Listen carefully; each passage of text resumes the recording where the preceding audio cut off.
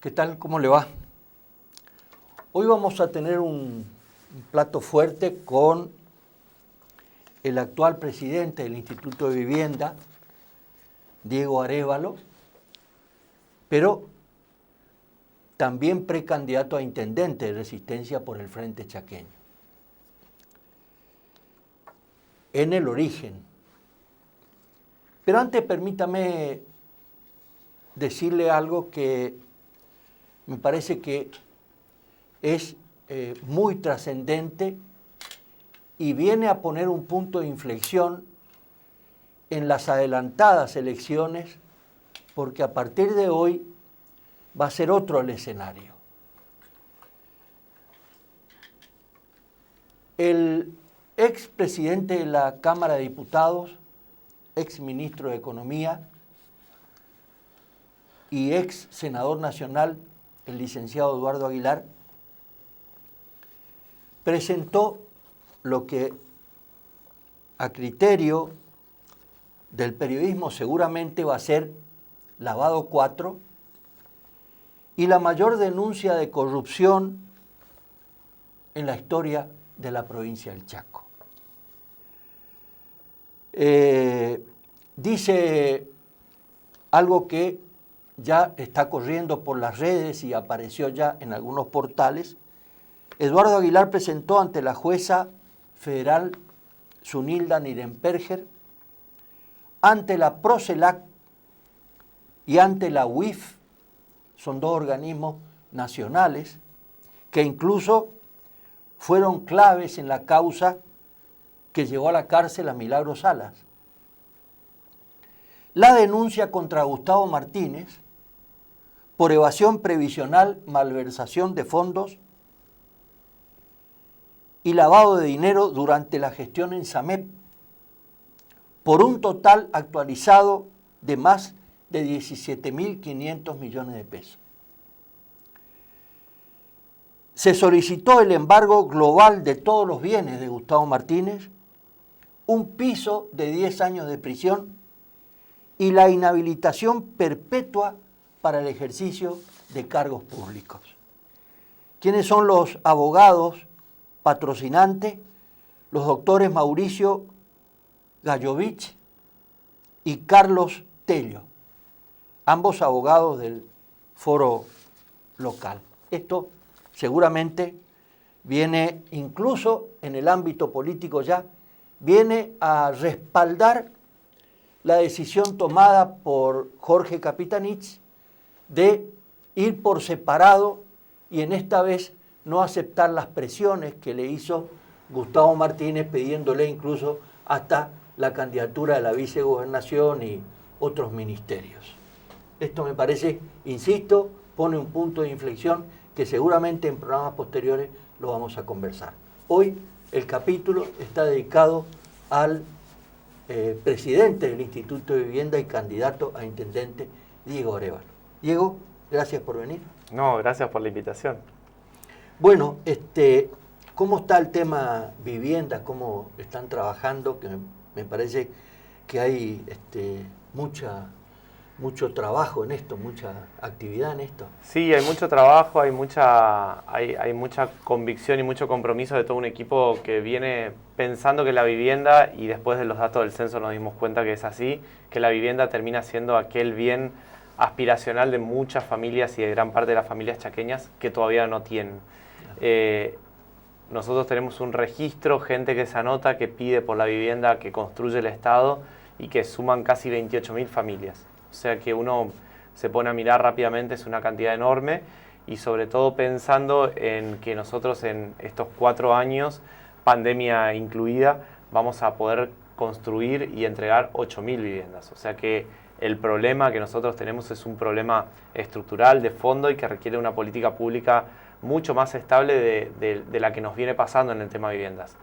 Nosotros recuperamos un financiamiento nacional en los últimos 4 años, pero los 4 años previos, los años que gobernó Macri, pasaron 2 cosas. Por un lado se elimina el Fondo Sojero, que era un fondo destinado a la obra pública, al mejoramiento de barrios, y por el otro lado desaparecen absolutamente el financiamiento de nuevas viviendas. Chaco recibió 0 pesos para para construcción de nuevos convenios, y eso se nota. Cuando te pasan 4 años y vos no construiste viviendas, entonces esos son déficit, familias que tendrían que haberlo resuelto antes, que no reciben su vivienda y que esperan, y que bueno, se va haciendo una bola que cada vez es mucho más difícil de administrar. Así que bueno, creo que tenemos ese doble desafío, o sea, seguir construyendo mucho y rápido, volver otra vez a pensar que esto tiene que tener una estabilidad, tiene que ser esas políticas públicas permanentes que nosotros siempre hablamos, que cambie el gobierno o venga el gobierno que venga, hay que garantizar el acceso a la vivienda, y bueno, me parece que en ese sentido hay mucho por hacer para instituirlo como una política de Estado. Diego, ¿tienen registrado cuánto es el déficit habitacional en el Chaco? A ver, estos 28.000 son un indicativo, es un indicativo, pero no termina de ser la totalidad, porque el déficit habitacional se mide no solamente la gente que no tiene vivienda, sino también gente que teniéndola no tiene las condiciones mínimas de habitabilidad. Por ahí es el piso, por ahí es el nivel de hacinamiento, porque adentro de un mismo hogar viven 2 o 3 familias, porque no tienen un baño en condiciones. Así que la verdad que es bastante más complejo medir el tema del déficit habitacional. Sí vamos a tener un dato más certero del censo, pero todavía no está como del todo procesado. Lo único que ha aparecido en este último tiempo es que efectivamente hay familias, en el Chaco es una de las provincias que más familias tienen dueñas de la casa propia, ¿no? Y eso me parece un dato que es muy positivo. 75% son de los que tienen viviendas viven en un lugar que lo consideran propio, son propietarios, pueden digamos, acreditar la propiedad o la tenencia, digamos. Y eso es muy distinto cuando te vas a Ciudad de Buenos Aires. Solamente el 47% de los que viven están vinculados a una propiedad o a la tenencia del lugar en donde viven. Con lo cual ahí el mercado tiene un peso muy fuerte. Digo, mucha gente teniendo más de un inmueble que los pone a la renta y que impide el acceso a la propiedad, ¿no? Claro. En esto se está trabajando para llevar créditos para soluciones habitacionales. Sí. Creo que el problema cuando uno mira de habitacional, yo empezaría un poquito antes de la construcción, para mí es el acceso a la tierra. Ajá. El acceso a la tierra se ha vuelto complicadísimo para la mayoría de las familias. Familias que viven en Resistencia, poder acceder a un lote de manera formal y por la ley, en zona norte entre 20.000 a 30.000 dólares. Y te vas a zona sur entre 7.000 a 10.000 dólares. Con lo cual... Hay una diferencia, ¿no? Hay una diferencia, pero aún así, lo más barato que podés encontrar, estamos hablando de cerca de 4 millones de pesos, entre 3 y 4 millones de pesos. Claro. Entonces, los niveles de ingreso que tienen nuestras familias tienen una dificultad ya para el acceso a la tierra, imagínate para la construcción de la vivienda. O sea que para mí hay que poner a la agenda de producir suelo urbano y permitir el acceso a la gente a la tierra de una manera más económica o más financiada. La segunda, sí, hay herramientas que se han desarrollado para mejorar estas cosas de aquel que ya tiene la vivienda y que pueda resolver los problemas de hacinamiento, el baño que le falta, el techo que no funciona. Bueno, hay herramientas. Hemos lanzado una línea de crédito que ha tenido mucho éxito junto con el nuevo Banco del Chaco.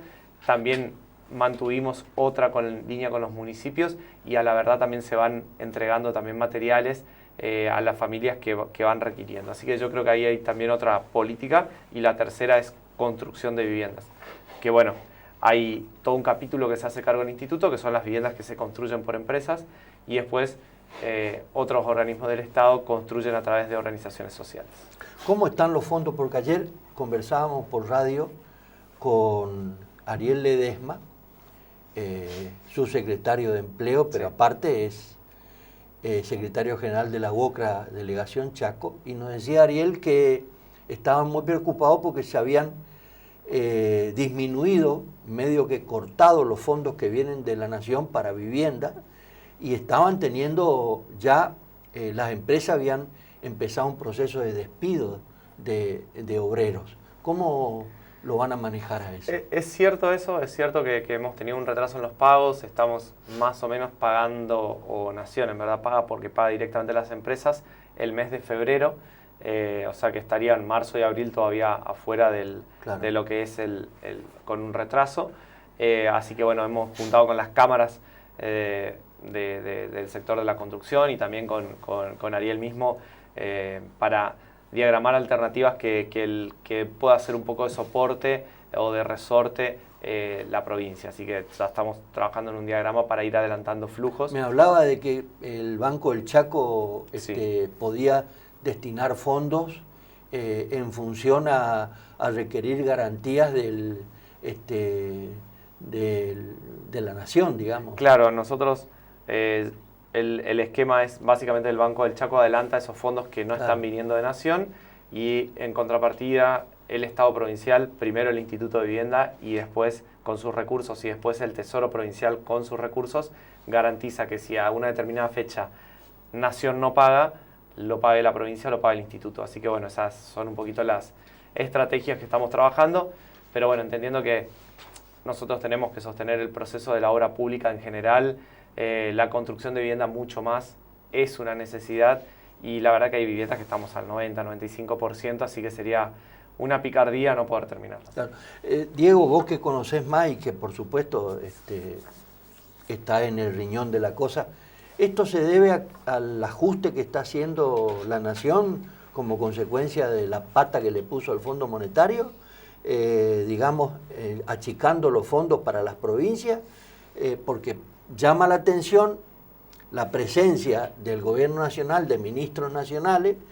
En los últimos 2 meses vino el ministro de Infraestructura, Catopodi, después vino el propio Guado de Pedro, ministro de Interior, ayer vino el ministro de Educación, Persic, o sea, que no hay un distanciamiento con la nación para decir, bueno, lo están castigando a Capitanich, o lo están castigando a Capitanich. No.